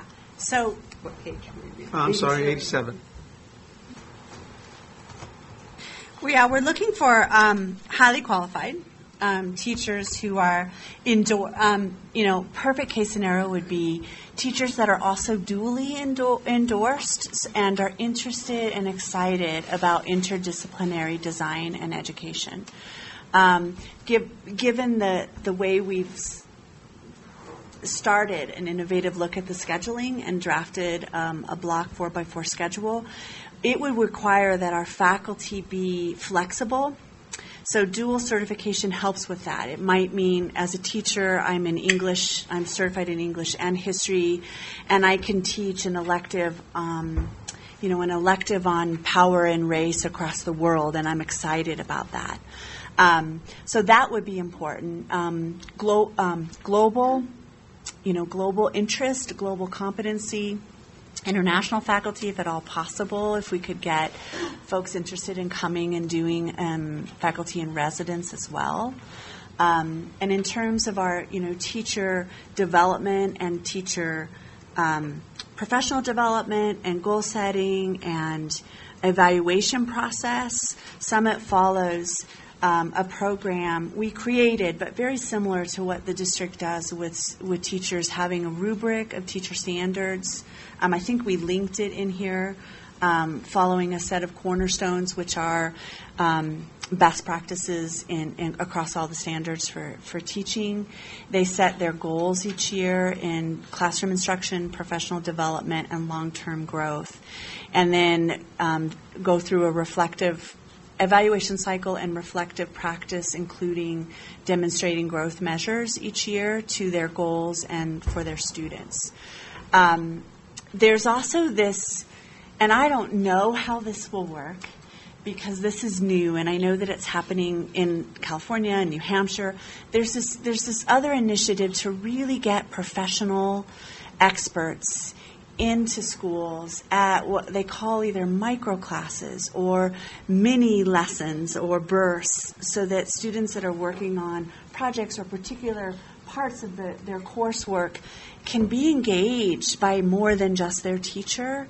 So we envision that, and honestly, I don't know how that works in terms of credentials. I mean, it would probably be co-taught and micro lessons, but we're really interested in having community experts come in and be teachers as well for the students. So you're going to be recruiting ELL students?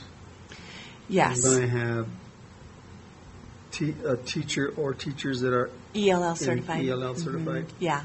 Right now we have that very same model at Summit Middle. We have ELL certified teachers and we have special education certified teachers.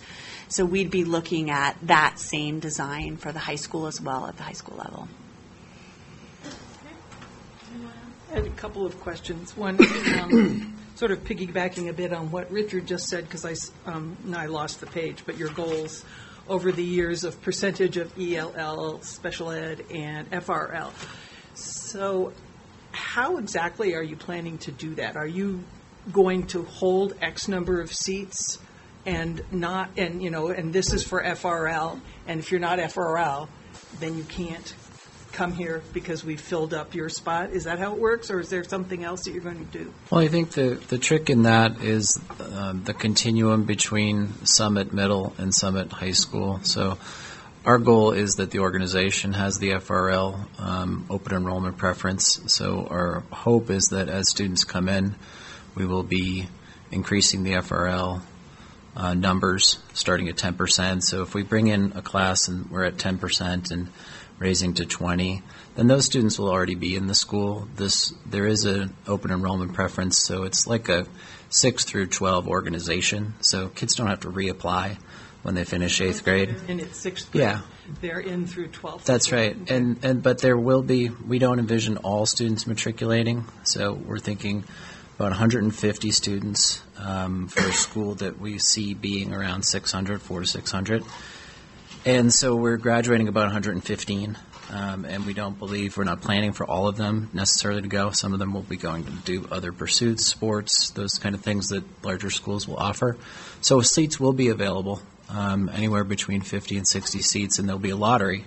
And again, the FRL preference will be employed there. And so the first students in that lottery will be the 10% or to 20% FRL. Does that make sense? And Kitty, you may not know yet, our research with the district and also with the Charter School League is there's not a way you can do that preference with special ed students, for instance, or ELL students. The only legal way is to do that is with FRL students. Okay. So of course there may be some crossover. The rest will have to be through great recruiting efforts to try to have more apply. And then the other question I had was, can you tell me what percentage of your population is LGBTQ in terms of students and or parents? Elizabeth would know when she...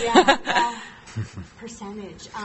We run an Allies program, so I'm kind of going to think about how many kids are in the Allies program each week, and I would say anywhere up to 20 of our students, 6 through, go to Allies. So that's a start. We also know that that's not everyone. Right, and kids may or may not even Right. identify in Right. 6th or 8th grade. We've worked really hard over the last few years to make that happen at the school so students feel welcome and that there's programming happening at school like the Allies Club and other clubs so that's a part of our culture now. We've just become a no place for hate school as well. And students are leading a lot of these initiatives. So I do know. Yeah, sorry, go ahead. That brings another question. I don't know if you're going to ask her or not, but the transgender, we do a lot. Yes. Yeah. And we have those students as well. We have a student, several that have transitioned in school in a really caring way. Yeah, it's again, I just talked with our counselor this week as a parent. Several kids have come out this year. We just happened to, not without names, of course, but we're talking about how beautiful the club was. The Queer Endeavor initiative at CU is part of our program, and they came to observe recently. And there was actually a wonderful quote that they shared with us to say, "This is the single most caring educational experience I have ever observed." Our counselor is going through that program to be certified, and we've gone through a series of faculty professional development around it this year, too, from the Queer Endeavor. And the kids are really caring. Our kids will come home and say, "Oh, yeah, the so-and-so boy, girl." No, actually, they're gender fluid. And they just say it like that, and they move on. It's just a normal part of the school. Yeah, and I think some of the how do we engage more in the community and I spoke with Dennis. He came to visit us to talk about our special education, really consulted with our team, and his response was so important. He talked about in the Boulder community how word of mouth is a really vital way, like to get the word out through all of our communities that we are a great place for LGBTQ. We have great results with our special education program, and that momentum builds through that process. Well, that's good to hear. You know, I was concerned a couple of meetings ago when we heard from parents who were telling us that even after 20-plus years of Safe Schools coalitions and establishing GSAs, that there were still a lot of problems with homophobia in our schools. Yeah. And I know we have all the policies, but policy isn't practice. Right. So. These kids are really caring. It's pretty amazing. I think Donna had a question. To piggyback on that, I was glad to hear that you have your student survey, which we're still trying to bring it back into Boulder Valley schools. But when you talked about the 99% satisfaction on the student survey, does that go to parents as well as staff and faculty? Yes. They have slightly different questions. So some of those, to shortcut it, some were from parents and some were from students. So there are both, yes. So when you you made the comment that you had a 99% satisfaction. Yeah. Was that the whole group or student The response? specific questions, the kids were the ones who answered 94% a caring environment. The parent survey asked about included and respected, I believe, and to unpack, I think about 90% were in the very much so or most of the time category, and about 10% were in the like sometimes category. So in total, they were about 99. It would be like 90 if you take out the sometimes, just to be very transparent. So my kids went to Summit when it was the homework school, and they loved it. Aw. So it did not harm them one bit to do so.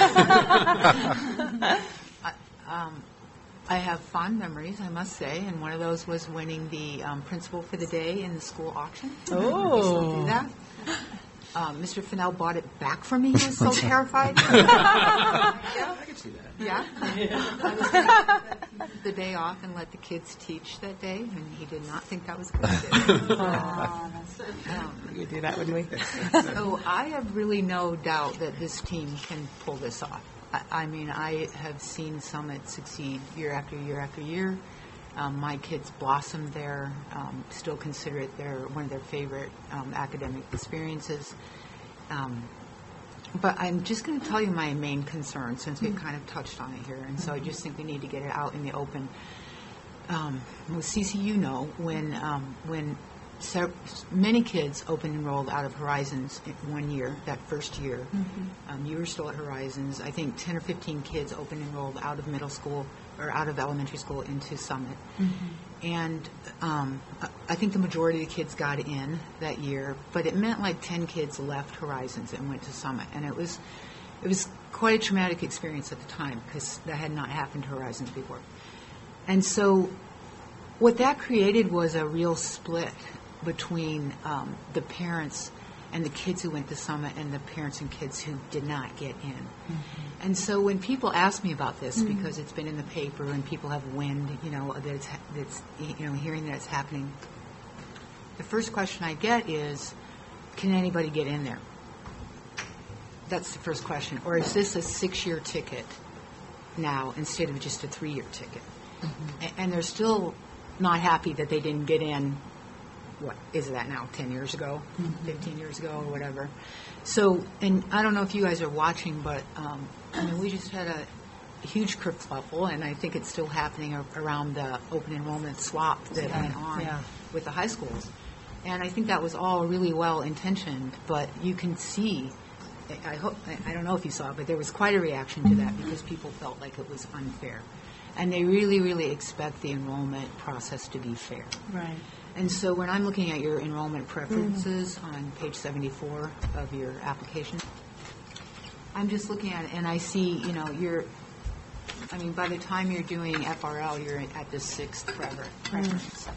And then you have to go even further for students, regular students who are enrolling from BBSD. And by including number, 5 kids who've enrolled before, I mean, that's thousands of students who have tried to get into Summit who haven't been allowed to get, who haven't gotten in. So I look at this and I think, there's potential for outcry. As great as I think this concept is, I feel like there's potential for outcry with these enrollment preferences. And so I know you've thought through this. I know you've agonized over this. I'm not sure I have the solution, or even if I would advise you to do it differently at this point, but I just want you to know I think there will be concern about this, and that we will hear about that.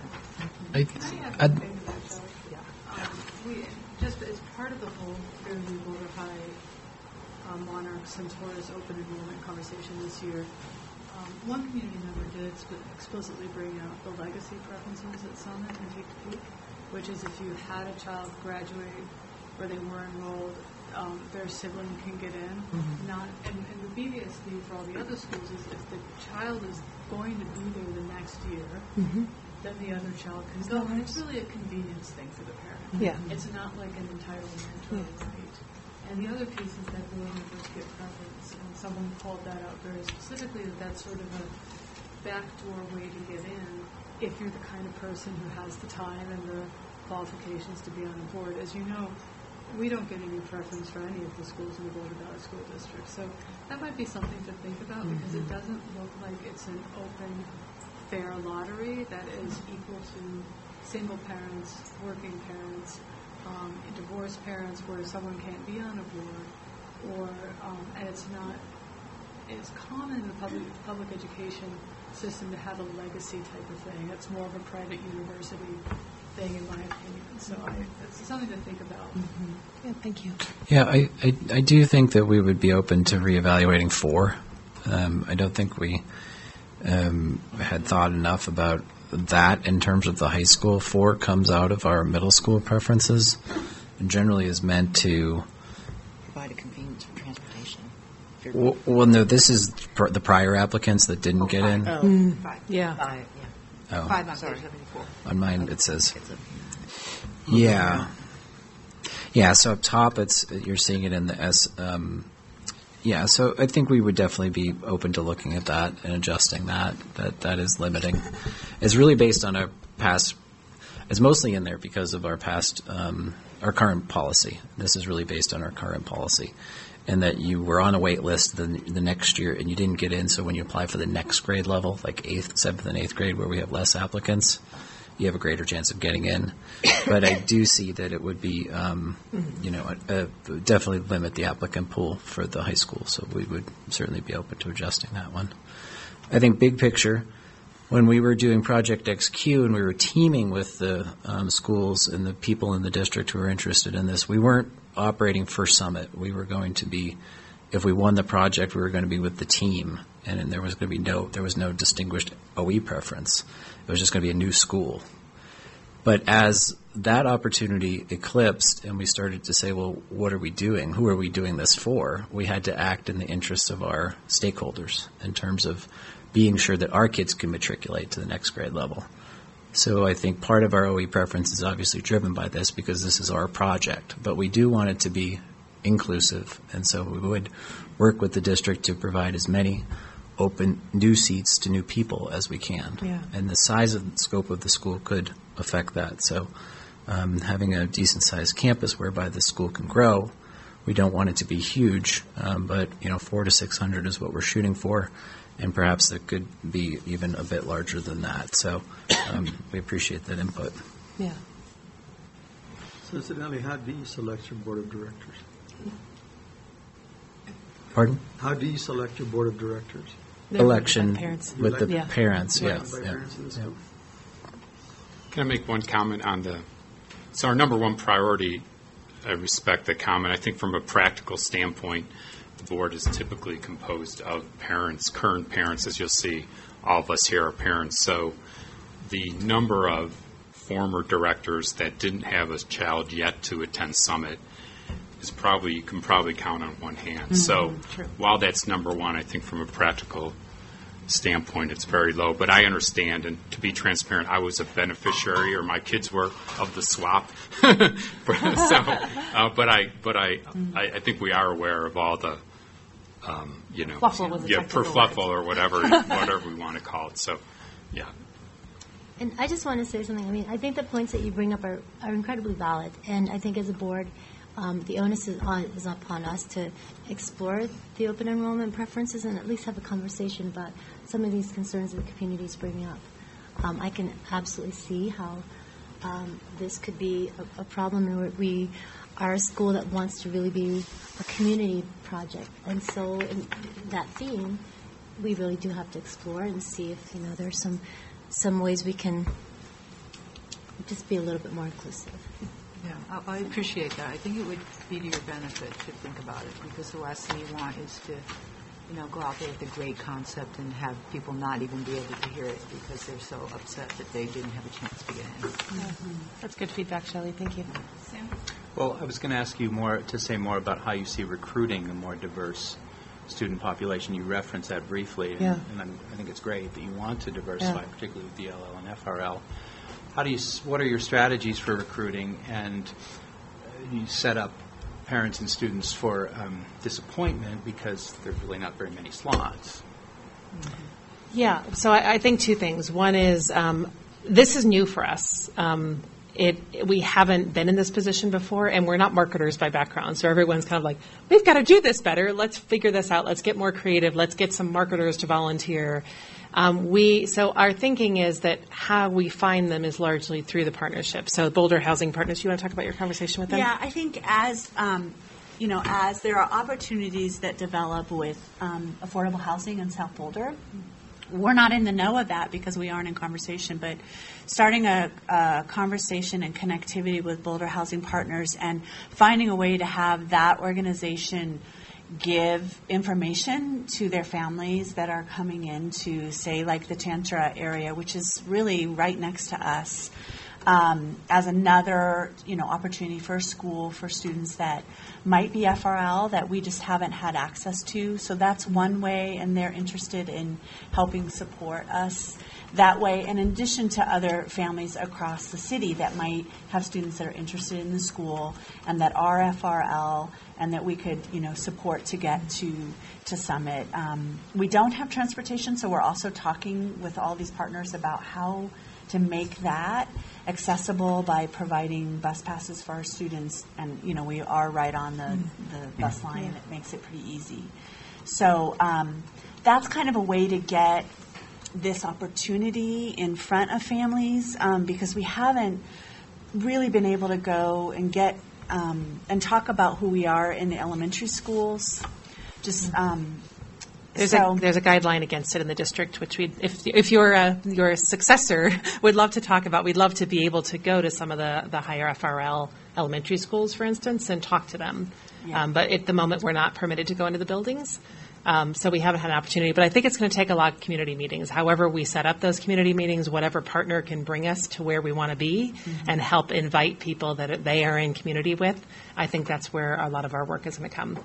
It is difficult in that we can't set up an OE preference that guarantees outside of the FRL numbers that I'm aware of. So just like any choice school, it is a lottery. We hope it has high enough demand that there will be a full and have a lot of people want to get in. I think what we need to do is do a lot of hand-holding, though, right? There's a lot of care that needs to go into helping families understand, helping them understand the OE preference, which is very confusing for a lot of people anyway, and really, helping them feel cared for as they go through, and at the same time, recognizing we can't give a guarantee to it. Just like all of our other families in the district. Go ahead. I know we're about out of time, but can somebody give us the 10-second spiel on what you think is going to happen with the facility? I saw your slide up there, but well, where are you? I think we've presented three options, and they're all fairly diverse. One of them is an expansion and remodel of New Vista, so that would become an ideal campus for two schools. That is the one that we think is most financially viable. It would build on the existing $10 million in their project right now, and it's estimated to cost $14 to $18 million. So looking at additional funds that are needed, it seems like it's a target that's reachable. It would set up a dual school scenario at New Vista, and we've seen that successful at High Peaks and BCSIS. So we believe that that's the most viable one of the ideas that we put forward. So is that 14 to 18 million additional, or 14 total? Total. So 10 on the table. Yeah. Okay. So it'd be 14. So the concept that we put forward of a expansion and remodel, which would be a lot like Summit looks like now, it would expand New Vista into, it would add, I think it was 72,000 square feet. And so there'd be a new wing, and there'd be a remodeled old wing. And all of that was 14 to 18 million. So including. So it's 24. No. That's what I just asked. 14 to 18 total. We're really good at construction. It's if you look at low the cost, because it's Adam loves cheaper. construction. If you want someone to build your house or something, Adam can take care of it. Well, if you look at what we did at Summit for $12 million, you'll see a project that looks like the $24 million that was spent at the exemplar schools. And that's actually the greatest thing about what we did, is we showed that it can be done. So all you have to do is come by and see what an expansion and a remodel looks like in an exemplary way. And the same thing can be done at New Vista. And what it sets up is this incredible opportunity for a campus that's in the right location, serving a wide range of students with some unique similarities between the programs. They're not the exact same program. So that people will be able to find a niche throughout that continuum. And it sets an innovative approach to put a charter and a choice school together. And I think we believe that each school will be better and that whole campus will be remarkably better if the district is willing to invest a little bit more money for a project that was grossly underfunded to begin with. The $10 million that they're going to spend in there is going to be not even seen. It's just going to be roofs and boilers. So we believe that that's in the best interest of everybody, and it's the most viable facilities option. But you think for an additional $8 million, New Vista would get everything that they were planning on getting for their 10, and you would still be able to get what you need out of that?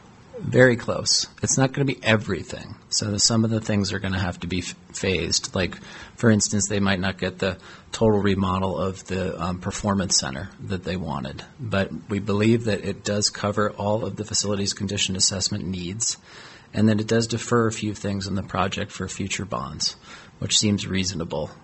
And additionally, they could have we're not laying claim to any part of the school that's built. So the question is, who's in the new part of the school.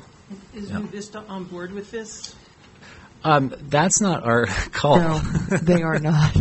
So this needs considerable more dialogue. Yeah. Yes. And that's not really we're not going to presume to say that they are or not, and I would go with what Cindy says. But we put forward some options for the board to consider. One of the options is co-location, and that's something that schools do. Yeah. So I think also, that being said, we've done a lot of research as far as facilities are concerned, but we also don't know what you all probably know, and are there other opportunities out there? I think one of the ideas that we had was to possibly work with some of this property across the street from Summit. Is there a way maybe we can, have some other way to maybe swap out land that you will have at, Sombrero Marsh or some other. We're willing to look at different ideas because I think, we've seen, there are charter schools across the country that start in warehouses or that start, and we all know that Boulder is very tight on space. Have you considered East County at all? Well, we did. I know when we looked at the capacity breakdown for the district, Arapahoe Ridge had a lot of capacity available as far as space. But, ideally, so that is something I think we can look at because it's right here, and that's accessible to East County. We were looking primarily in the Boulder area just because a lot of the innovative companies, the universities here, the transit lines were readily accessible. But For the community engagement pieces, the kids, we hope, will be spending a lot of time with mentors and things, so we ideally don't want them too far away from the people they're trying to meet. Could you finance the expansion yourselves? It's very difficult. We wouldn't be able to. For a startup organization, that's all gets financed on the backs of teacher salaries. And to be competitive with the existing salaries, it's not really feasible. So when you're looking at new startup schools, they are paying teachers very low. They're not paying what we pay and what you pay.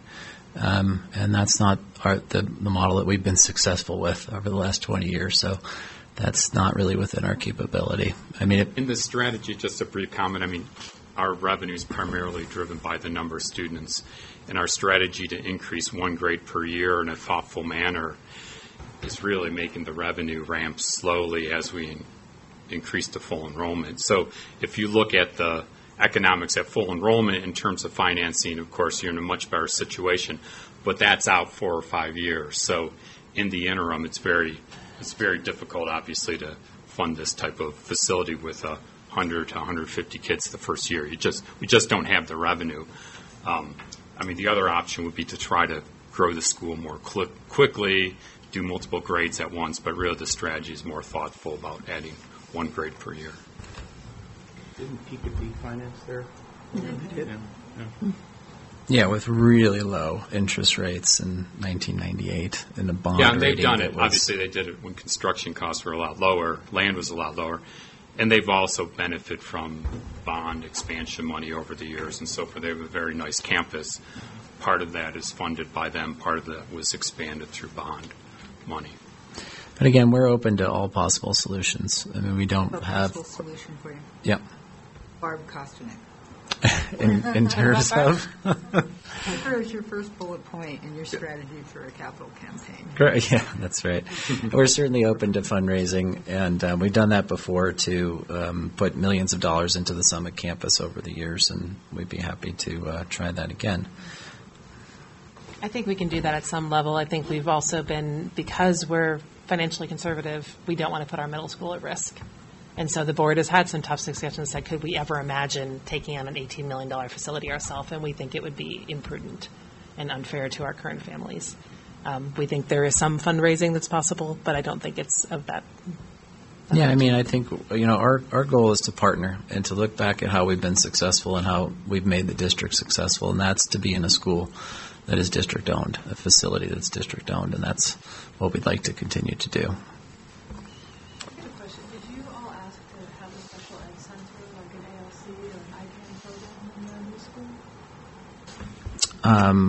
I don't think so, did we? I was just thinking, No. we were talking about students to get sped kids, and I was wondering if you had a center, if that would be something of interest. We had No, but- conversations with Dennis about what that would take, and also had conversations about, potential focus on autism, but we haven't, basically just the conversations have started on that. Well, we did discuss it around the co-location, that if two schools were together, it would be more affordable and more desirable to locate special programming within the concept of the two schools, the co-locating campus. Well, we're running out of time. Are there any final questions? I think we could also send questions to Mhm. Laura, and we could pass them. Sure. Yeah. Yeah. Can you remind me of our timeline for, we have to... April 24th is when we're doing the final vote, and April 10th is when we're receiving the reports that will be generated from DEC and from the staff. And are we locked into that? We are by our policy. I don't, if you need more time, you could ask for an extension from someone, but I think that would be out of our process. And does the decision on location have to be made at that time? We can put a contingency. This is a really good application. Congratulate Thank you you. all on all the hard work, and I love your logo. You can have the first Thank t-shirt. you. A mere $15.